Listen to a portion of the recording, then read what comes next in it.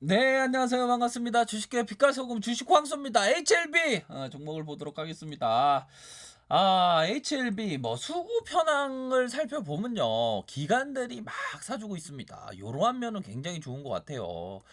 외국인들이 뭐 순매수세가 일정하진 않지만 계속적으로 사주고 있고 개인들이 팔고 있다. 이러한 부분은 오히려 더 좋은 현상이다라고 말씀드릴 수 있겠고요. 모든 유튜버들이 뭐 어떻게 보면 HLB에 대해서 안 좋게 얘기할 때 오히려 더 주가가 막 올라갈 겁니다. 오히려 더 좋다고 할 때일수록 막 주가가 막 이렇게 막 떨어지는 겁니다. 요러하면은 분명히 있고요.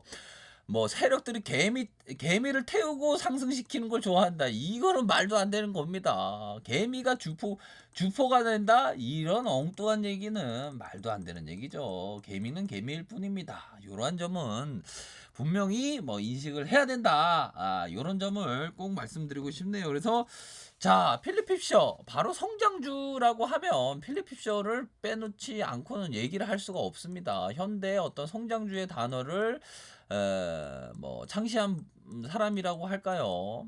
아버지. 필립 핍셔 성장주의 아버지 얘기를 잘 들어야 되겠죠. 모토로라 주식을 1955년도부터 보유해서 2000년까지 45년을 보유했습니다. 45년을. 얼마나 이게 대단한 사람입니까? 근데 이 45년 동안 보유한다는 자체가, 우리 개미 투자자가 이걸 45년 동안 보유한다는 거 보통 사람이 할 수 있을 것 같습니까? 굉장히 어려운 거죠. 그리고 성장주라는 게 굉장히 쉽지 않은 겁니다. 그렇기 때문에 뭐 실수는 항상 할 수 있습니다. 실수는 항상 할 수 있는데요. 현명한 사람은 실수를 통해서 배우죠. 하지만 바보들은 실수를 통해서 배우지 못합니다. 또 실수를 반복합니다. 그래서는 안 되겠죠.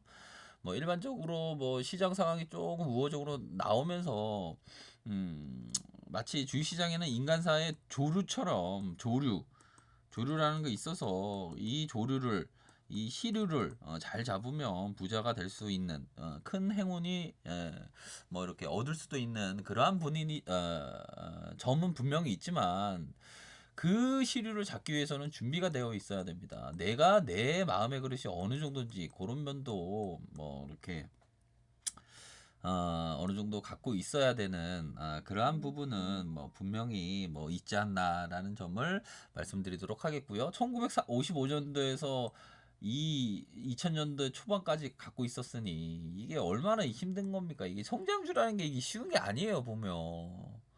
이 초보분들은 성장주 하면 막 마음이 들썩여서 막 그러는데, 성장주라는 거 쉽지 않습니다. 그런 점은 분명히 있습니다. 그래서 뭐 HLB 뭐 외국인 기관들 좀 기관들 뭐 외국인 좀 팔았지만 개인들이 팔무로 해서 주가가 어느 정도 가격선은 유지해 주고 있다. 요런 면은 어느 정도는 뭐 고무적인 면은 분명히 있지 않나라고 생각이 들고요. 중요한 것은 요거는 굉장히 중요합니다. 참 뭐 18층, 19층에 막 물려 계신 분들 있죠. 뭐 생존하기가 버거운, 굉장히 뭐 숨이 찰 정도로 스트레스를 많이 받고 있을 것으로 생각이 듭니다. 그러니까 남 얘기 듣고 주식 투자하는 게 아닙니다. 막 유튜브 보면 막 입만 열면 막 좋아 하다가 이게 주가가 이렇게 되지 않았습니까? 남 얘기 들어서 주식 투자하면 안 된다. 그런 점은 말씀드리도록 할게요. 그러할 때일수록 어떤 독서가 굉장히 중요합니다. 독서를 계속 해야죠. 주식광수 독서 뭐 어마어마하죠. 막 말씀드리는 거 보십시오. 뭐 캔피셔부터 뭐 필립 피셔부터 뭐 벤자민 그레이엄부터 어마어마하지 않습니까? 정작 중요한 내용에 대한 부분을 말씀드리지 않습니까? 혹자는 말합니다. 쓸데없는 얘기, 쓸데없긴요. 정말 필요한 내용입니다. 어떻게 보면. 물고기 잡는 방법을 배우는 게 낫지, 물고기만 얻는 게 그게 뭔 소용입니까? 주식 바닥에서 잠시 잘 됐다가 허구한 날 뒤로 미끄러지면서 깡통 찬 그 개미 무덤이 얼마나 많은지 아십니까? 이 바닥 쉬운 바닥 아닙니다. 막 극단적인 선택까지 막 해요. 그렇기 때문에 유튜브에서 말하는 사람들은 좀 언행에 있어서 좀 조심해야 됩니다. 아유, 참.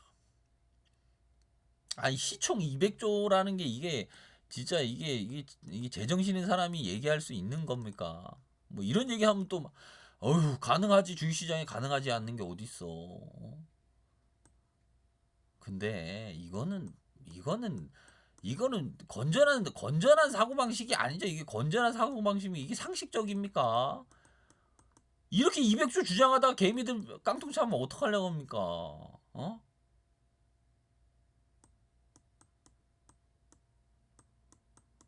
자본주의 시대에 돈 없으면 어떻게 삽니까? 어? 200조 간다길래 솔깃해갖고 막 물타기 하고, 물타기는 제가 말씀드렸죠. 최고의 타이밍 오면 기다리셔야 된다고 분명히 말씀드렸습니다. 반등시마다 비중 축소 18층부터 계속 말씀을 드렸어요. 이런 말씀 하면 또 싫어할 건데 걱정되네 또. 제가 틀릴 수도 있지만 하여튼 그런 부분입니다. 200조 이게 아니죠. 이거는 건전하지 않습니다. 이거는 진짜 아유, 이런 생각을 하면 안 되면 적절한 생각을 해야지. 적절한 생각. 아이고 참. 항상 그 독서, 그다음에 건강, 건강에 대한 부분은 주식 황사가 항상 말씀드리죠. 건강에 대한 부분은 항상 말씀을 드립니다. 그래서 건강 관리, 독서 요런 게 굉장히 필요하다. 요런 점을 말씀드리도록 하겠고요. 주식 황사를 언제나 응원 드립니다. 언제나 응원 드려요. 응원 드립니다. 예. 자, 요러한 부분 캠피셔가 말했던 부분입니다. 캠피셔. 캠피셔라 하면 지금 방금 말씀드렸던 모토로라 주식 필립 핍셔가 1955년도에 45년까지, 아니 2000년까지 해서 200배 이상 수익을 났던 그 아들내미입니다. 아들내미도 뭐 어마어마하더라고요 보니까.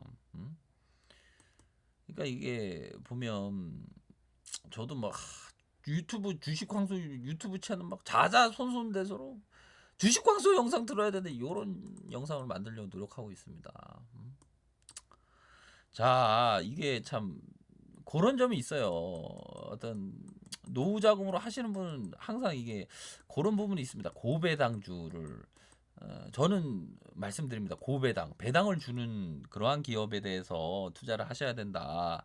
이 캠피셔가 말했던 부분 잘 한번 보시기 바라겠습니다.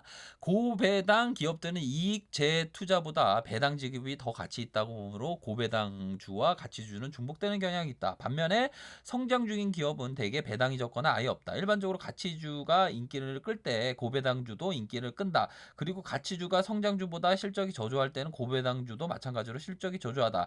다시 한번 강조하겠다. 가치주가 항상 더 나은 카테고리는 아니다. 성장주에게 주도권을 넘기기도 한다. 주식에서 어떤 카테고리도 항상 주식 시장을 주도하지 못한다. 이런 아주 좋은 얘기를 해줬습니다. 가치주와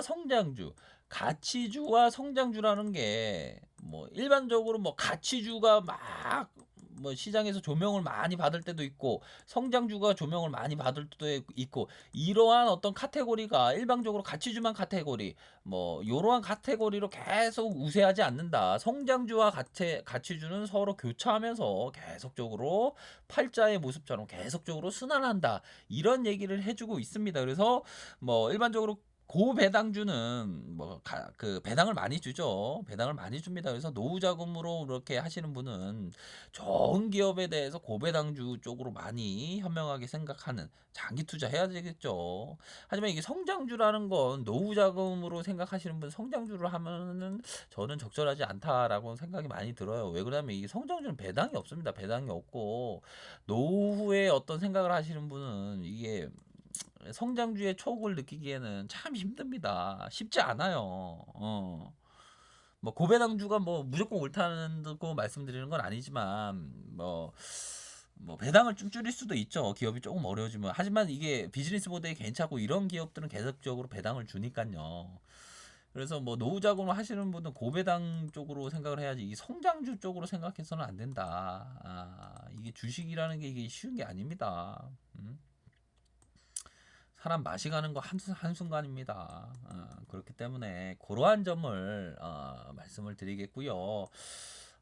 뭐라고 해야 될까요? 참 주식이라는 게 쉽지 않은 건 분명한데 뭐 지금에서는 막 욕심을 너무 많이 부린다 그런 건 아닌 것 같습니다. 욕심을 너무 많이 부린다. 그 다음에 주식시장에서 어떤 뭐 믿겠습니다. 저는 뭐 믿겠습니다 이런 단어를 또 싫어 이런 얘기를 싫어합니다. 자신을 믿어야죠. 남을 믿어서는 되겠습니까? 어? 주식시장에서 믿음으로 인해서의 그 대가가 엄청난 손실로 다가온 경우도 엄청 많습니다. 반면에 또 큰 보상으로 다가온 경우도 있겠지만 대다수 경우는 믿겠습니다는 97%는 손실로 다가오는 경우가 많아요. 뭐 아주 뭐 달콤한 정보 있으면 자기 혼자 뭐 생각하지 뭐 남들한테 뿌려주겠습니까? 음? 그렇기 때문에 자신의 등불 삼아서 가셔야 된다. 요런 점을 꼭 말씀드리고 싶네요.